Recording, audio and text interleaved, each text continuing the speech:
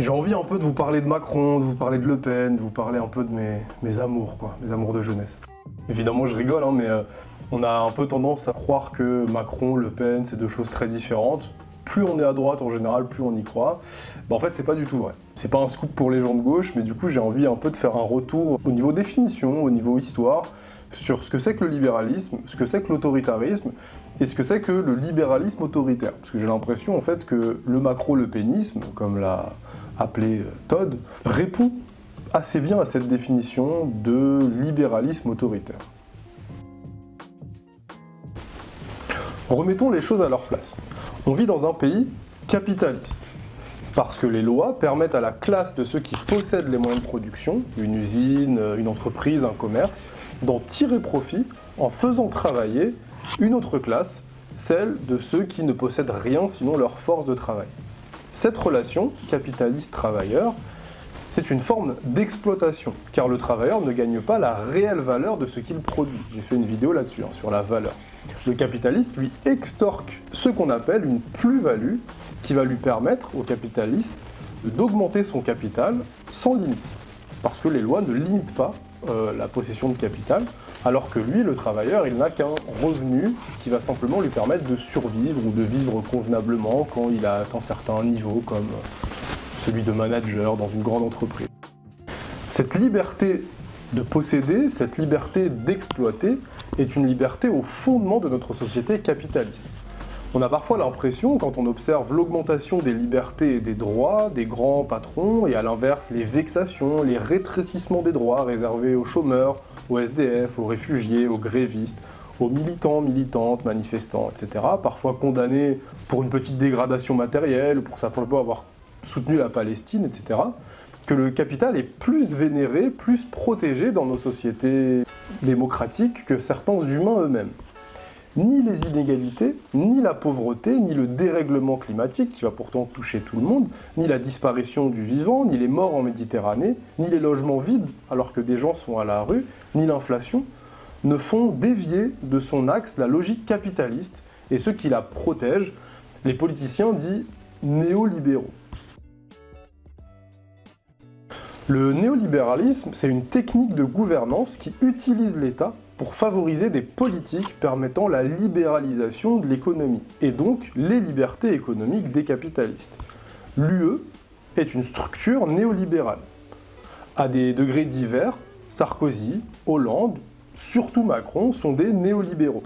Leur action publique a constamment consisté à réduire les dépenses publiques, à réduire le périmètre d'action du public par rapport au privé, en privatisant, en mettant en concurrence le secteur public, par exemple dans les hôpitaux ou les écoles, en libéralisant le secteur bancaire et financier, le tout pour favoriser le développement de nouveaux marchés, donc de nouvelles entreprises, donc de nouvelles relations capitalistes-travailleurs, au profit des capitalistes, alors même qu'on a dit que cette logique favorisait l'augmentation des inégalités et des dégâts écologiques.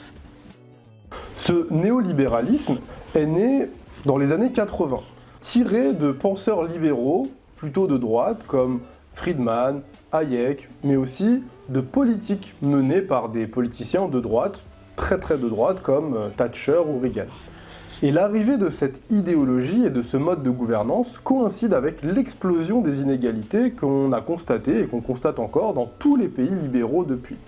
Des inégalités qui ne vont pas sans un certain niveau de contestation et de violence sociale, ce qui est logique parce que personne n'aime voir sa condition sociale, ses conditions économiques se dégrader sans réagir. C'est un fait sociologique connu. Quand une société fixe à ses membres des buts sans lui donner les moyens concrets de réaliser ces buts, elle les pousse à la déviance. La déviance, je le rappelle, c'est pas forcément la délinquance, mais ce sont tout de même des comportements qui s'écartent des normes. Mais rappelons-le, la plupart des comportements déviants ont lieu dans le but de remplir des objectifs légitimes, en tout cas les objectifs fixés par la société. Donc par exemple, dans une économie capitaliste, si vous faites rêver vos citoyens avec l'idée d'une bonne éducation, d'une bonne santé, d'une belle propriété, d'une belle voiture, d'une vie de famille calme et sereine, de services publics accessibles, de qualité, de vacances, etc., mais que dans la réalité, seule une petite partie de la population peut réellement accéder pleinement à ce mode de vie, notamment du fait de politiques qui réduisent les droits des chômeurs, des bénéficiaires des minima sociaux, notamment du fait d'une paupérisation des fonctionnaires, du fait d'une casse des services publics, d'une réduction de ces derniers, d'une réduction des aides aux associations, du fait de politiques favorisant la destruction du tissu économique au profit de grandes multinationales, vous ouvrez la possibilité que les moins nantis de la société cherchent aussi à obtenir ce bien-être matériel par un moyen ou un autre. C'est ainsi que naissent, entre autres, les actions militantes contre les inégalités et les injustices. Rien que ces dernières années, on peut mentionner les multiples mouvements de grève et de manifestations de la part de citoyens contre la réforme des retraites, qui fait travailler plus les travailleurs, pas les capitalistes. Les médias indépendants de gauche ont beaucoup soutenu ces manifestations contre la réforme des retraites, les syndicats également. On peut mentionner aussi les actions de défense du vivant, d'associations et de citoyens déterminés, qu'on va souvent qualifier d'éco-terroristes. On peut mentionner les rassemblements suite à des violences ou à des meurtres policiers, pour une reconnaissance et une réduction des injustices vécues en banlieue, vécues dans les territoires des dom-toms. On a eu l'exemple de la Kanaki récemment. On peut mentionner le travail de fond fait par des experts, des associations, des médias, concernant les effets de l'inflation sur les ménages les plus précaires, ou sur le mode de vie inacceptable des plus nantis, qui en plus refusent de payer leurs impôts, qui ont un train de vie écocide, qui ont des niveaux de dividendes qui font que nécessairement si votre valeur ajoutée part essentiellement dans les dividendes, en fait vous n'allez pas augmenter les salaires, voire vous allez licencier, etc. Donc ça détruit des emplois, les exils fiscaux, le néocolonialisme, la manière dont les conditions de travail se dégradent pour toujours plus de profits, etc. On peut plus généralement mentionner tous les collectifs et associations qui font un travail sur le terrain pour dénoncer et sensibiliser sur toutes les formes de discrimination. J'ai parlé du racisme, j'ai parlé du sexisme, j'ai parlé de l'homophobie, il y a aussi la transphobie, le validisme, et j'en passe. Ce sont des vraies questions dans un monde libéral qui donne de la liberté uniquement à ceux qui possèdent et qui en fait réduisent de fait les libertés de ceux qui ne possèdent rien. Le problème, c'est que ce néolibéralisme n'a que faire de ces combats-là, pour ces libertés-ci, qui pourtant sont importantes. Réduire les inégalités économiques entre groupes, entre territoires, entre familles, entre classes sociales, réduire les injustices et les discriminations, c'est bien égaliser les choses, c'est bien améliorer la liberté de tout un tas d'individus qui, à l'heure actuelle, ne peuvent pas exprimer toutes leurs capacités, toutes leurs capacités. Mais la seule liberté que le néolibéralisme défend, c'est la liberté de ceux qui possèdent déjà. Liberté de produire, de vendre, de faire du profit, etc. Toujours plus pour les mêmes. Dans le néolibéralisme, les autres libertés sont nécessairement conditionnées à cette liberté première, propriété, vente, destruction, etc. Toute remise en cause de ce modèle est sévèrement critiquée, voire punie. On peut même accuser ceux qui critiquent ce modèle de sortir de l'arc républicain, confondant volontairement néolibéralisme et république, alors que les deux termes sont en partie contradictoires. C'est la raison pour laquelle on peut parler de libéralisme autoritaire, notamment sous Macron, et notamment ces dernières années où il a fait tout un choix de politique, entre autres sur l'immigration, mais aussi sur les retraites, etc., qui sont le péno-compatibles. Le choix d'ailleurs de son récent Premier ministre, que l'extrême droite valide, qui a tenu des propos homophobes, qui a une politique de droite très dure, qui est pour la retraite à 65 ans, etc., en fait montre la collusion de plus en plus évidente entre Macron, qui n'est pas ni de droite ni de gauche, mais qui est très à droite, et l'extrême droite, qui n'est pas mise sur l'échiquier politique à l'extrême droite par hasard. Parfois, les macronistes veulent entretenir une confusion en disant que Le Pen, elle est de droite sur des questions sociales, mais aussi de gauche économiquement, pas du tout. Vous avez bien vu comment Bardella a reculé sur toutes les questions économiques, plus ou moins en faveur des milieux populaires, au moment où il pensait qu'il allait devenir Premier ministre. Macron a tellement systématisé le procédé consistant à adopter une multitude de réformes libérales façon blitzkrieg, puis à attaquer et violenter toute contestation sociale, qui correspond très très bien à cette étiquette de libéral autoritaire. Dans un état de droit, dans une démocratie digne de ce nom, la représentativité des citoyens ne se limite pas au président, aux ministres ou aux députés, même pas aux députés de la majorité. Et là, je fais abstraction de ce qui s'est passé ces 2 derniers mois avec le refus du résultat des urnes lors des législatives que Macron a lui-même décidé. Je parle d'une situation, on va dire, classique. Il faut prendre en compte les députés de l'opposition, mais aussi les différents partis d'opposition dans la sphère politique, Mais ça ne s'arrête même pas là.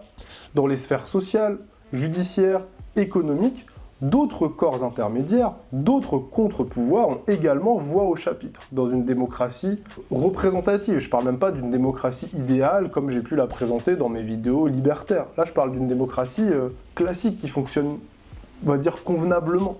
Il faut citer le pouvoir judiciaire, donc évidemment, qui doit pouvoir agir sans pression et traiter tout le monde de la même manière, du plus célèbre politicien au plus anonyme voleur. Mais il faut aussi citer les syndicats, qui portent une parole différente de celle du patronat et défendent les droits des travailleurs. Si vous commencez à ne pas écouter les syndicats, en fait, de fait, vous êtes du côté des patrons. Et ça n'a aucun sens. Il n'y a même plus besoin de discuter. Il faut citer les associations et les collectifs qui défendent encore d'autres points de vue et d'autres groupes sociaux, et qui devraient être intégrés, inclus dans toute discussion politique digne de ce nom dans un pays qui se dit démocratique. Il faut aussi citer tous les médias dont le travail devrait consister à remettre de la transparence, de la lisibilité, de la pluralité dans les faits politiques et sociaux, qu'ils soient d'accord avec le pouvoir ou dans l'opposition. Évidemment, beaucoup de critiques là-dessus. Il y a une vidéo que j'ai sortie ou qui se prépare. Enfin, il faudrait aussi, dans une démocratie digne de ce nom, même représentative, que les citoyens, du moment où ils s'engagent, soient écoutés. C'est ça une démocratie représentative fonctionnelle. Or, sous Macron, les contre-pouvoirs sont au mieux ignorés, au pire attaqués. Quand seul l'exécutif règne, organise, domine, on n'est pas loin de l'autoritarisme.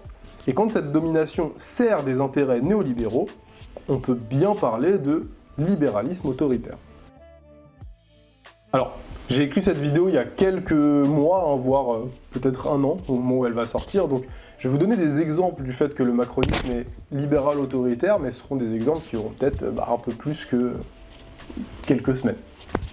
La loi séparatisme, par exemple, elle a ouvert la boîte de Pandore pour criminaliser et même dissoudre des associations sous le fallacieux prétexte qu'elles ne seraient pas républicaines. Je rappelle que ce terme, c'est un terme vraiment fourre-tout qui sert simplement aux néolibéraux à faire passer leur loi de force, parce qu'eux-mêmes ne sont pas du tout républicains. En fait, dès qu'on attaque ce gouvernement, on est taxé d'être anti-républicain. C'est assez simple, ça fonctionne toujours. Cela a permis de dissoudre aussi bien des associations combattant les discriminations faites aux musulmans, par exemple, que des associations d'extrême droite négationnistes, où là c'est assez normal, ou même des associations écologistes s'attaquant à des champs ou à des tuyaux. Ouh, danger. On peut aussi parler de l'utilisation massive du 49.3, vous vous rappelez, sous Borne, soumettant le législatif, donc les députés, à l'exécutif, et remettant en cause l'esprit démocratique et la séparation des pouvoirs. Je rappelle que depuis, Macron il est allé encore plus loin, c'est-à-dire que maintenant, il ignore le résultat des législatives qu'il a lui-même provoquées, il choisit un Premier ministre qui n'est pas de gauche, parce qu'en gros il a dit clairement « je refuse qu'une politique de gauche soit menée en France », voilà. Alors, si c'est pas de l'autoritarisme, qu'est-ce que c'est? Et du coup il a pris quelqu'un qui allait correspondre à ses lubies, à ses envies libérales, et quelqu'un aussi qui allait convenir à l'extrême droite, qui, on le sait, l'extrême droite mène une politique libérale avec des niveaux de racisme en plus. On a aussi vu la déconsidération totale des syndicats, notamment pendant les manifs liés à la réforme des retraites, et qui, malgré un soutien massif, une coalition des millions de personnes dans les rues, n'ont obtenu pas le moindre copec, pas la moindre avancée politique sur cette réforme. Alors, elle a été désavouée dans les urnes puisque le NFP a gagné, Macron a fait dégager, il n'y a rien à voir. On peut évoquer les ordres du ministère de la Justice, cette fois-ci la soumission du judiciaire à l'exécutif pour des peines exemplaires et disproportionnées et racistes suite aux émeutes liées à l'assassinat de Naël. Même chose par rapport à ce qui s'est passé en Kanaki. Même chose par rapport à ce qui s'est passé lors des différentes manifestations pour la Palestine où en fait on a mis en garde à vue des gens comme ça de manière complètement inopinée. Juste parce qu'elles défendent une position politique tout à fait défendable, mais qui n'est pas en accord avec ce que veut représenter la France à l'international. On peut aussi évoquer la toute-puissance de la clique macronienne, trempée dans de multiples affaires, mais défendue corps et âme par le chef. Qu'ils viennent me chercher dans un mouvement mi-complotiste, mi-mafieux. On peut redire à quel point la post-vérité est utilisée par le gouvernement afin de disqualifier ceux qui les critiquent, c'est-à-dire uniquement la gauche, requalifiée en extrême gauche, dangereuse, islamiste, anti-républicaine, wokiste, populiste et j'en passe. Des attaques sous forme d'hommes de paille pour ne jamais débattre sur le fond des idées. Jamais. Okay, on va toujours avoir des hommes de paille, wokisme, islamisme, islamo-gauchisme, etc., etc. C'est tout. Voilà. Par contre, la réforme des retraites, l'augmentation du SMIC, etc. Il n'y a pas de débat. Simplement, on attaque des tweets, on attaque des postures, etc. Enfin, j'en ai un peu parlé, le macronisme donne un véritable blanc-seing à l'extrême droite, sous couvert de pluralisme et ou de libéralisme économique. C'est notamment vrai sur le marché médiatique, où de plus en plus de médias de droite et surtout d'extrême droite prolifèrent, avec la bénédiction du pouvoir en place, qui n'hésite jamais à aller se rendre dans ces médias d'extrême droite ou à adopter ces thèmes de prédilection. À ce sujet d'ailleurs, les opposants à la Macronie qui soutiennent Le Pen ou l'ancien petit parti, je ne sais pas si vous vous rappelez, qui s'appelait Reconquête, je crois, ça donne vraiment à se rendre compte qu'ils sont des opposants de pacotille. L'extrême centre, même si est-ce qu'on peut encore parler d'extrême centre pour Macron, la droite dure et l'extrême droite se sont bien trouvés. Okay, on l'a même vu avec l'alliance Ciotti-Le Pen. Ils sont des alliés bien commodes quand les inégalités créées par le libéralisme créent des inégalités sociales et donc des résistances dans la société. Quand il s'agit de protéger l'ordre économique établi, quand il s'agit d'attaquer les personnes qui se rebellent contre cet ordre établi, de l'extrême droite à Macron, tout le monde est d'accord. Tout le monde est d'accord pour de l'autoritarisme. Il faut de l'ordre. Voilà, de l'ordre, de l'ordre, de l'ordre, de l'ordre. Parfois ça passe sur des propos sur un versant raciste, parfois ça passe sur un versant économique, mais en tout cas, il faut de l'ordre. Il faut que le modèle économique, la structure économique continue, coûte que coûte.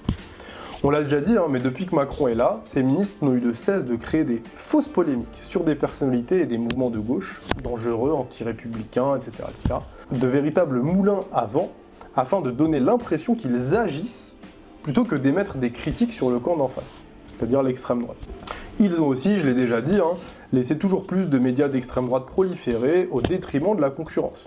On le sait, la concentration des médias en France est une véritable calamité au détriment de la pluralité et de la qualité. On a une petite pensée pour le JDD, pour Paris Match, pour Femmes Actuelles, pour Gala, pour Science et Avenir, pour l'Obs, pour l'Express, pour Le Point, etc. La liste est à l'après-vert. Voilà pour les gages de gouvernement soi-disant centristes de Macron, en réalité très à droite, des gages qui sont donnés à l'extrême droite. Et l'extrême droite, elle, que fait-elle ? Elle qui se drape désormais dans une posture hyper républicaine, un respect farouche des institutions, une critique des groupuscules qui se réclament de la même idéologie qu'elle et qui mettent en place une multitude d'attentats, heureusement souvent déjoués, elle qui s'habille en costard et parle convenablement à l'Assemblée, utilise-t-elle sa langue et ses capacités politiques et intellectuelles pour fournir une opposition décente à l'ultralibéralisme, au néolibéralisme ? Défend-elle corps et âme les corps intermédiaires ? Défend-elle les plus pauvres d'entre nous, les classes populaires? Que nenni!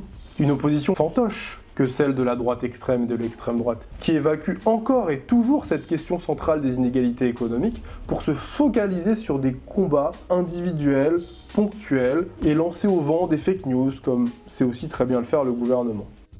Alors qu'on a vécu les gilets jaunes, le Covid, l'inflation, la réforme des retraites, des 49.3 en pagaille, des meurtres policiers, une crise environnementale sans précédent, un déni de démocratie, un coup de force antidémocratique, etc., etc., que les inégalités explosent, qu'a proposé le lepénisme face à ces crises sociales, politiques et environnementales?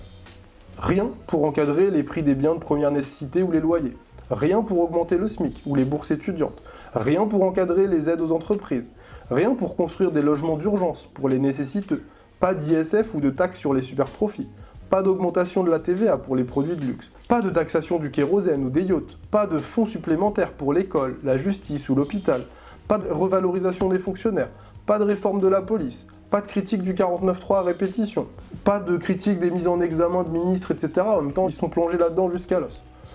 Depuis 6 ans, Marine Le Pen a piscine, et Zemmour aussi, quelques années où il a fait illusion. Toutes ces idées que je viens d'énoncer, qui n'ont rien de révolutionnaire, c'est des idées réformistes, de gauche classique, c'est pas l'extrême gauche, la LFI ou ces choses-là. C'est des critiques constructives, ce sont celles de la gauche tout simplement.